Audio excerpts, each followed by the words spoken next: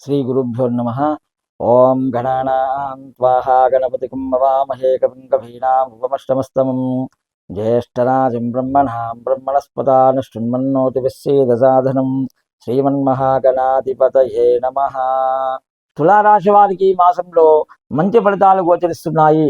గురువు 9వ స్థానంలో శుభుడైనందువల్ల కూడా స్థిరాస్తులకు సంబంధించిన విషయాలు పరిష్కారం అవుతాయి. నూతన గృహం కొనుగోలు విషయాల్లో శ్రద్ధ వహిస్తారు. ఆకస్మిక ధనలాభం కూడా సూచిస్తుంది. బంధుమిత్రులతో కలిసి ఆనందంగా గడిపే అవకాశం కూడా ఉంటుంది. ఆధ్యాత్మిక కార్యక్రమాలు విందు వినోదాల్లో కూడా పాల్గొంటారు. ఆ తర్వాత ఇక శని 6వ స్థానంలో ఉండడం వల్ల బంధుమిత్రులతో సఖ్యతగా మెలుగుతారు. నూతన గృహ నిర్మాణ ప్రయత్నాలు కూడా సత్ఫలితాలు కూడా ఇచ్చే అవకాశం కనిపిస్తుంది. రుణబాధలు తొలగిపోతాయి. కుటుంబంలో సౌఖ్యం ఉంటుంది. రాహువు 5వ స్థానంలో ఉండడం వల్ల పిల్లల వల్ల ఇబ్బందులు ఎదురయ్యే అవకాశం కనిపిస్తుంది. కోర్టు పనులు ఆలస్యమయ్యే అవకాశం కూడా కనిపిస్తుంది. పట్టుదలతో కొన్ని కార్యక్రమాలు నెరవేర్చుకుంటారు. అనారోగ్య సమస్యలు తొలగిపోతాయి. నూతన వ్యక్తుల పరిచయం కూడా ఏర్పడుతుంది.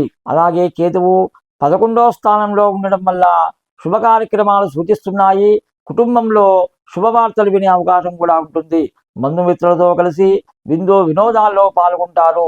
నూతన వస్తు వాహన ఆభరణాలు కూడా కొనుగోలు చేసే అవకాశం కనిపిస్తుంది. ముఖ్యమైన కార్యక్రమాలు ఈ నెలలో పూర్తి చేసుకునే అవకాశం కూడా ఉంటుంది.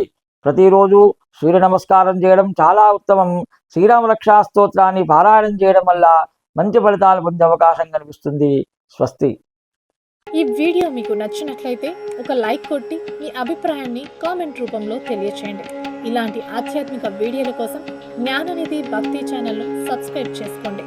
ధన్యవాదాలు.